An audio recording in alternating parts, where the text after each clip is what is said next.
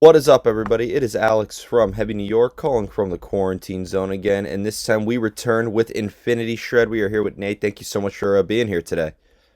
Thanks for having me. Yeah, it's an honor to finally meet you. Being the last Infinity Shred interview almost 2 years ago, I only got to see the cardboard cutout of you, so it's finally great to see the real life version of you. This is beyond what I expected.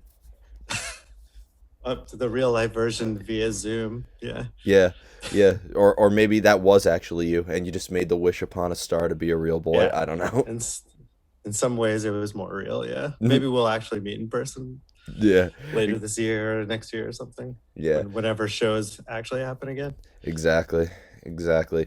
And I was really pissed because when you played at Elsewhere, like a couple months later, I was like hmm I was out at that time, and like Elsewhere, you were on the rooftop as well, right?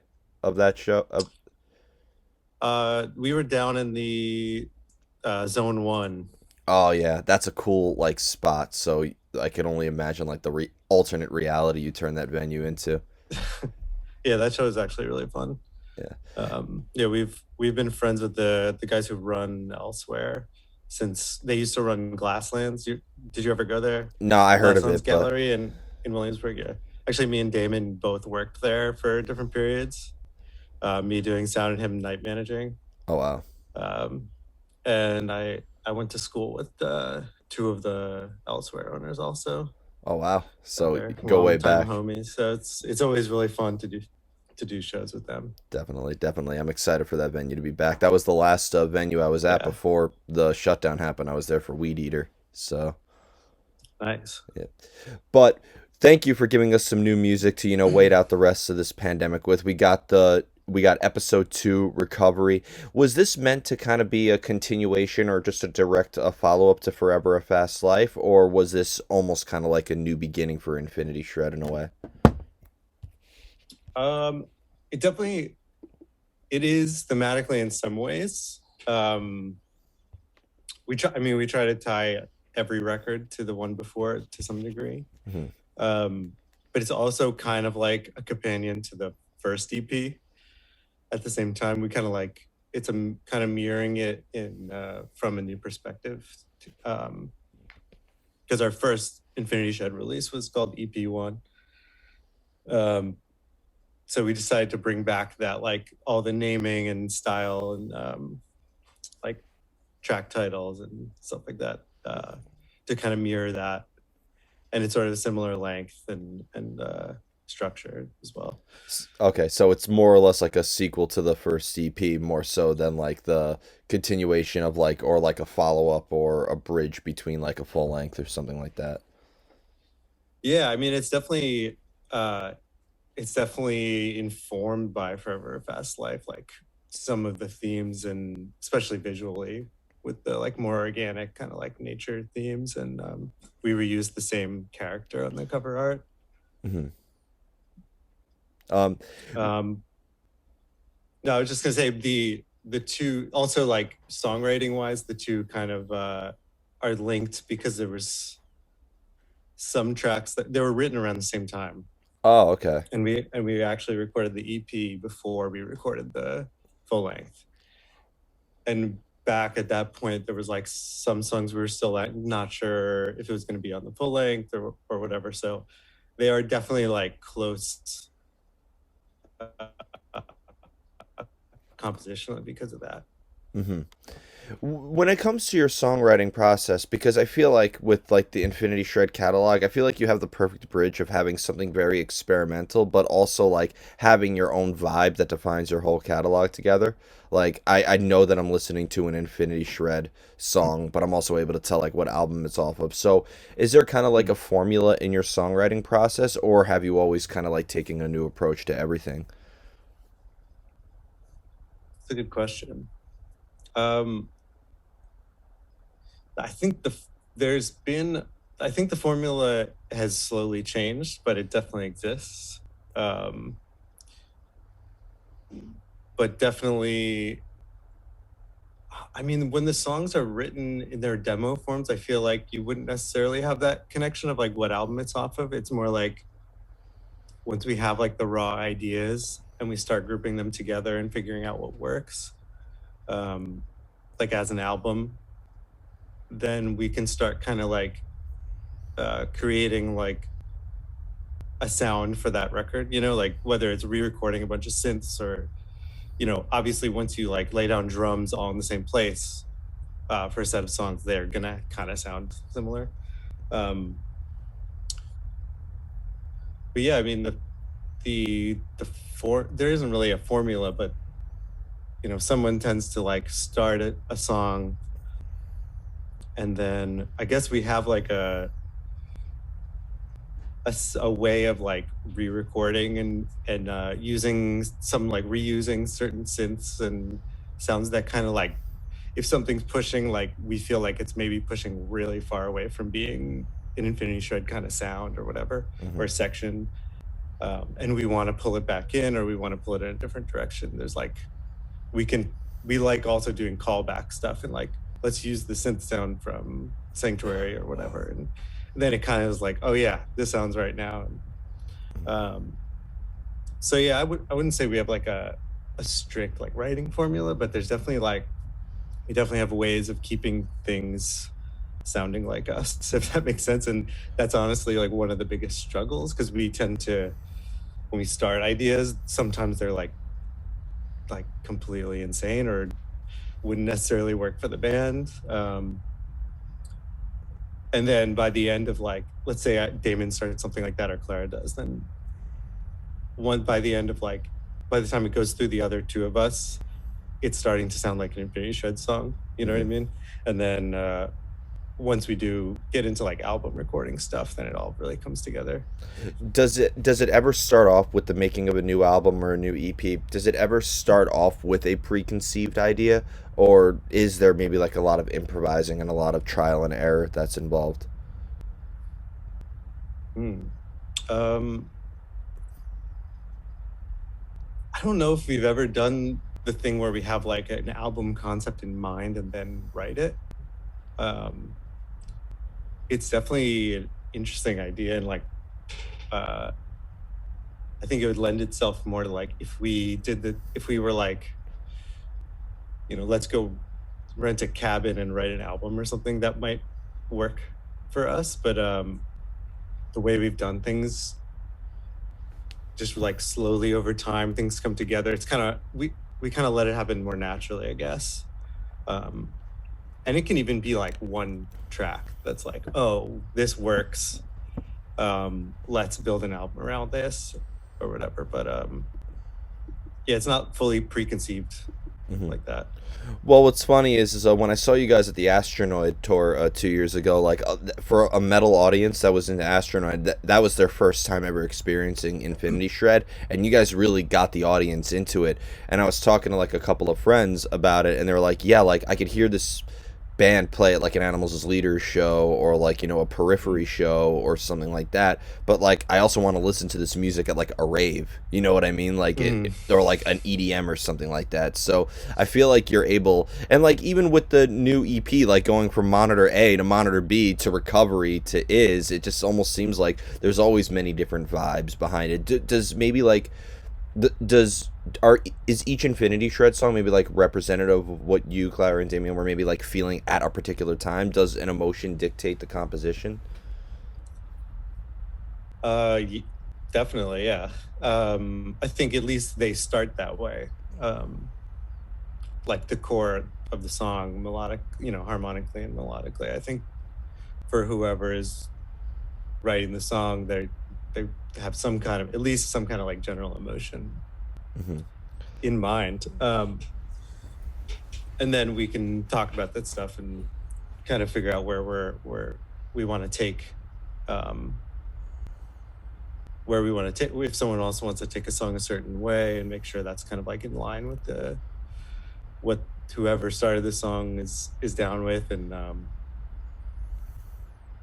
but with the genre stuff, I don't think we specifically want like a specific song to be falling into one category, but we definitely like exploring and at least like sharing, like these are all, especially like this recent EP is like kind of more obvious. It's like song to song to an extent, like you Yeah. described.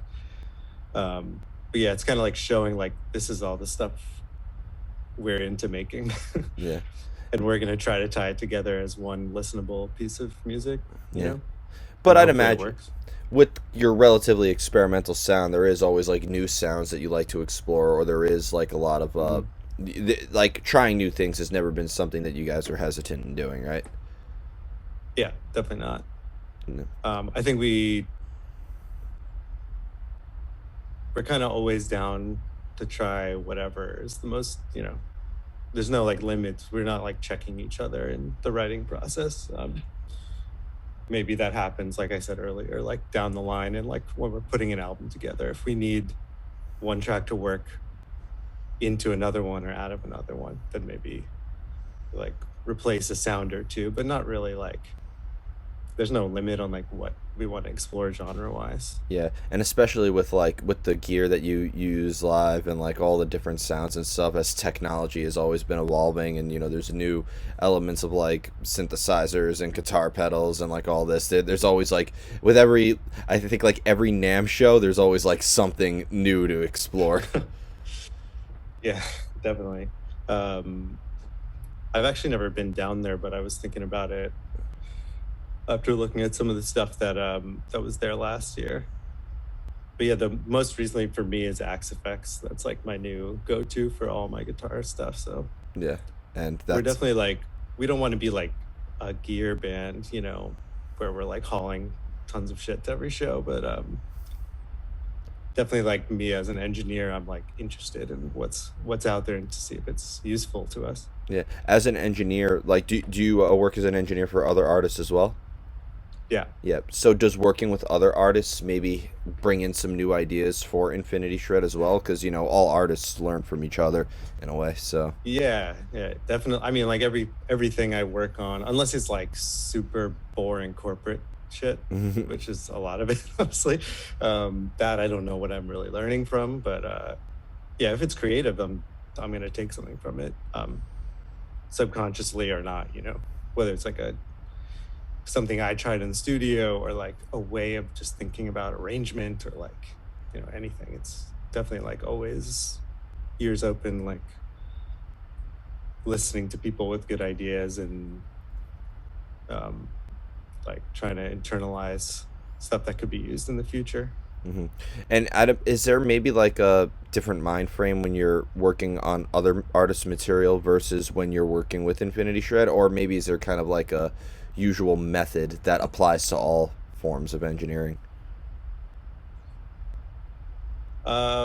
So yeah, I mean, I definitely have to like turn off a certain part of my brain as far as I really want to like if I'm working, I honestly don't do it that much where I'm working with a completely different artist that I have like no relationship with. I like to at least be able to kind of be a producer, like at least have some say and like maybe try a different sound or, you know, little kind of like production notes. But yeah, I definitely would always want to respect the whoever the band is or the artist or whatever. Like it's not my final decision and I always so that's very different obviously. With the band I'm gonna like say whatever I want, but There's definitely with more somebody freedom. else's song I'm not gonna like tell them.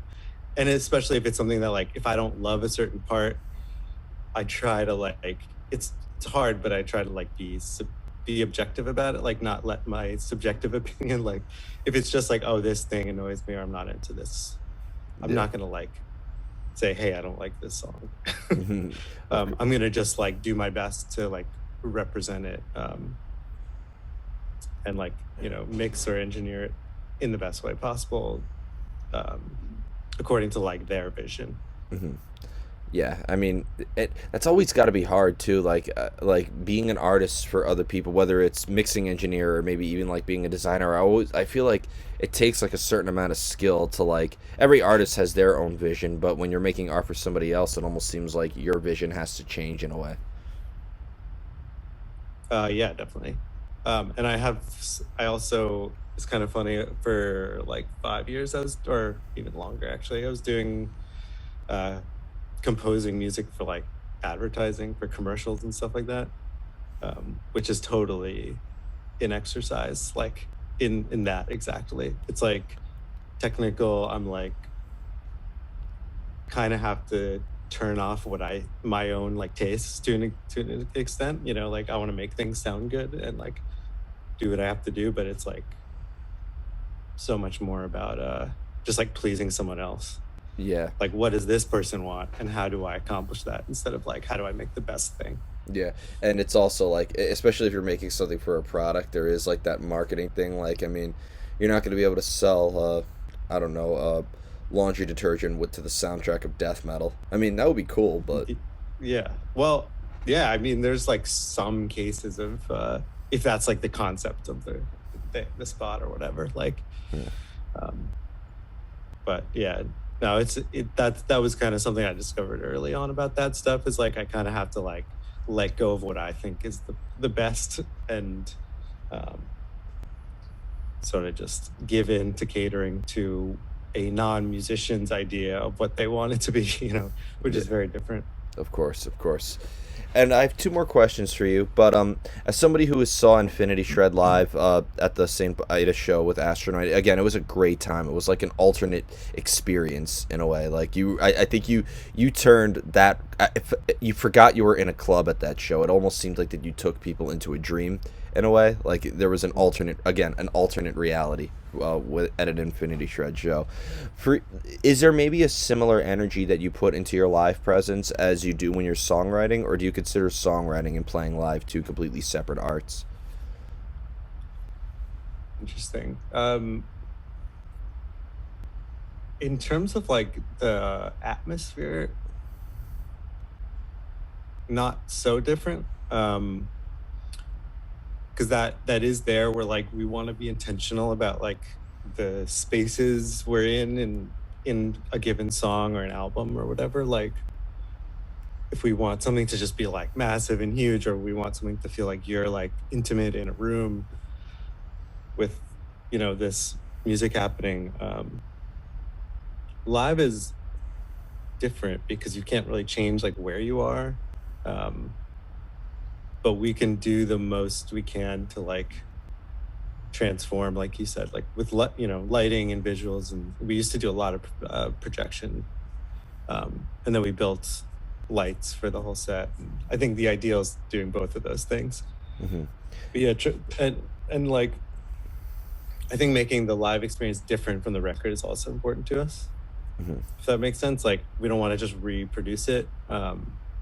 Definitely want it to feel different, and part of that is visually, and part of it is like just playing songs a little differently, or some songs going to be maybe a little faster or a different key, or I'm literally going to play different stuff on the guitar.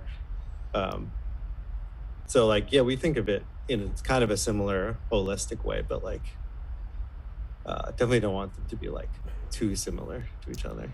Yeah, of course. And I imagine too, because like you have a sound that appeals again to multiple audiences. Like I'd imagine Mm. like playing the Astronoid show, which had like a huge metal audience, to like playing maybe like a headlining show, or like I feel like you could play at multiple settings as well, right? So that could also adjust the live presence as well, right?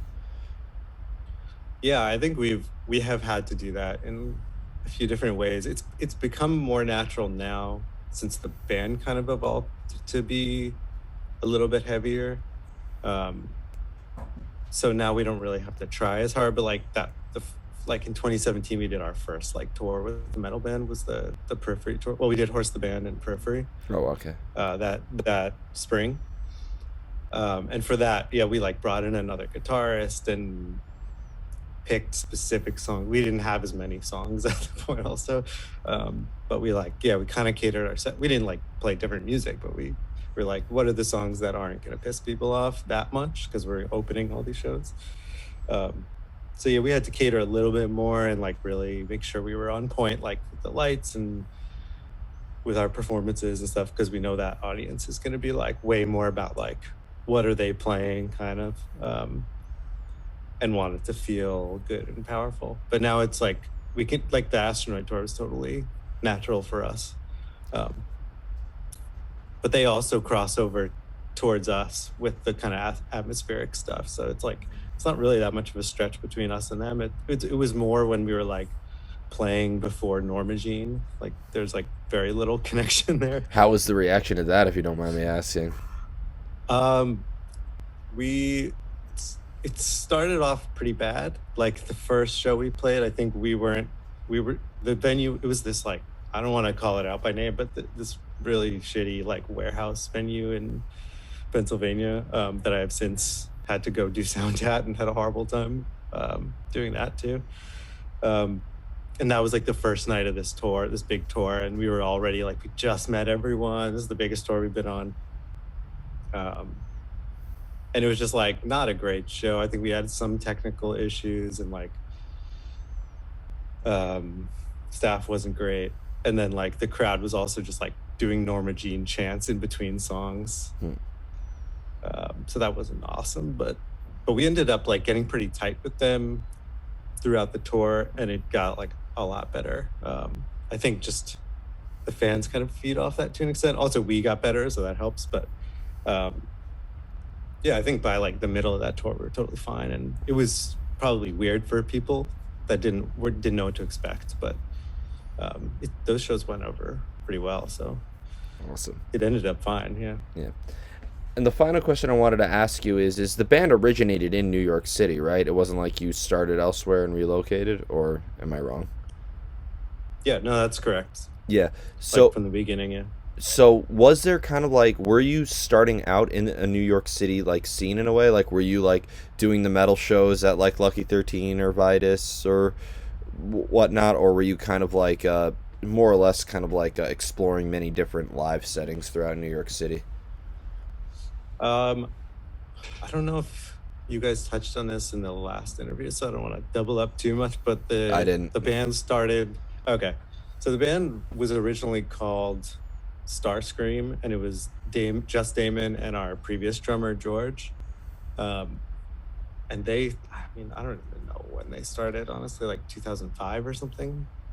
They were both in high school, and that was like pretty much a chiptune band. It was like Game Boy synth stuff and drums. And so that was kind of the scene. They were like playing shows with people like No Sleep and Anamanaguchi um, at like house shows and DIY shows and stuff like that. And like the Tank was a big venue, the Bell House. And then I met them around that time, and I played guitar in the last Starscream album, Mhm. like half of the last Starscream album, and then we formed Infinity Shred after that. Mhm. But yeah, we weren't really we were so if we were tied to a scene, it was that, and if not that, it was just kind of like general DIY stuff in Brooklyn and Manhattan. Yeah. I'm Not always really the metal stuff came definitely later. Like we weren't really like. I think the first show we played at St. Vitus was like 2018 or something, and that was like, or maybe we played there in 2017. I think we did, but that was like the first show at a metal venue we played. Mhm. Well, again, I think like what's cool. I love you always had like that DIY charm behind it. Like when I saw you live too, I was like, this band could take any space and kind of make it their own. And like, I think that's really cool that like even with in the era of this godforsaken pandemic that we're in, but like I think that the whole DIY thing is really like alive and well because as long as there's a drive, there's the DIY aspect behind it, and you see how like people are turning like retail spaces into clubs for a night or like restaurants into like venues for a night, and it just seems like there is kind of like a lot of that DIY drive behind the New York City music scene. Yeah, I mean, I hope that it kind of comes back, because it feels like it's been kind of dead for the last 5-6 years. Like people are just playing at, there's, I mean, there's like a handful of independently owned venues in New York now. Like there's really not many, and all the DIY spaces got like bought up by Vice or raided and shut down. Mm. Well, So yeah, it's been kind of in like the dark ages, but now maybe, especially like this summer, people maybe are going to be doing outdoor shows, and that's going to be a little more like people are just going to have to like figure out how to do it again, yeah. which should be really fun, honestly. Yeah, and I keep hearing that like now New York City like rent prices have like either have come down or like New York. I read an article that New York City is no longer like in the top 10 most expensive places to live now. So maybe like Really? yeah, so maybe you know That's a crazy. spot that was going to be turned into a Starbucks may be turned into a venue for the time being and stuff. Yeah, I wonder if it's still like I know like at the beginning or like kind of middle of the pandemic, like end of the summer, like there was so much commercial real estate open and it was like the price of apartments instead of being like $8,000-$10,000 a month, they were like 3 or 2 Yeah. and 2,500 a month or something. So I don't know if it's still like that, but yeah, maybe it's going to be a little more accessible for like kind of more average people to like put together a space like a gallery space or a multi-use kind of thing, like bar venue thing. Yeah, definitely. All the like I live in Manhattan, so there's been a lot of storefronts that are just like available for lease, available for lease. Like I Yeah, can't go a single block without saying available for rent now. So like hopefully it means that we'll turn some of these places into venues or clubs or something. hopefully, yeah. Yeah, and then we'll devalue it even more, and so it can only be a venue or a club. Yeah, Yeah. So and hopefully not get like bought out in 1 year. yeah, and God forbid it does. There'll be other places like it's, Yeah, it's the cycle of life in New York. One closes, another one opens. true. Yep. Very true. So before we go, I just want to thank you so much for your time today. Is there just anything else with Infinity Shred you would like to plug or promote? Obviously, thanks to the virus that shall not be named. Obviously, shows aren't happening at the moment, but Mm. can we maybe be expecting like a live stream performance to hold some fans over, or maybe with the outdoor concerts thing looking like it's going to be a real thing this summer? Maybe an outdoor Infinity Shred concert. Well, so the we have a couple of video things coming up. Um, I don't have like a solid schedule on it, but we have like a kind of live performance video coming up in the next few weeks, and some more like I don't know if you've seen we kind of started doing playthrough videos on the last album. Um, I've done some, Clara's done some really funny ones. So we have some more stuff like that coming through in the next month or so. And we're just gonna start writing again, and then kind of see what happens as far as shows. Like, um, I'm kind of waiting. Like, from what I know, being involved in the touring world, like it seems like people think they can tour starting in the fall, from what I'm hearing. Which I'm like not sure. I'm not super convinced by Knock that, on but wood. I mean, I can only hope. Yeah. Well, an outdoor but yeah, an outdoor local an New York. outdoor thing, yeah. Yeah, like or elsewhere they have the rooftop spot. Yeah. I was thinking about that recently, Yeah, actually. like actually It's really fun. I saw Covet play on the rooftop at elsewhere. Oh yeah, I missed that. Yeah, and granted, it was probably the hottest day of my life, and I was covering the show, and I was holding my backpack the whole time, Oh my God. like if you just squeeze the shirt, like it was very sweaty, but like it was like so beautiful to watch. Like you got a little bit of a summer breeze, and you Hmm. saw just this beautiful ambient music from Covet with the full moon over the city, and you just saw the skyline over it. Like I think elsewhere is going to be the rooftop party spot in Brooklyn. Yeah. We almost did the show that the last Elsewhere show that we did as on one. We almost did it on the roof. So we want to do it in the past. So yeah, that might be a good idea. Yeah, Can't say it's planned yet, but yeah. yeah, we'll probably do something like that over the summer. Yeah, it would be awesome. It would be awesome. Or do it at Central Park, or do it like again. Every setting is appropriate for Infinity Shred. Play it at Coney Island. You could play it in Coney Island. You could play it Appreciate in the that. South Bronx. You could play it in a dirty club. You could play it. You could play it at like a banquet. So yeah. Yeah, that's the next step. Got to get into banquets. Hey, I saw Goat Whore play at a wedding one time, so anything's possible. Really? Yeah, and it looked like somebody threw an M80 inside of the wedding cake. It was epic. But But Not a bad way to make a few bucks, you know? definitely, definitely.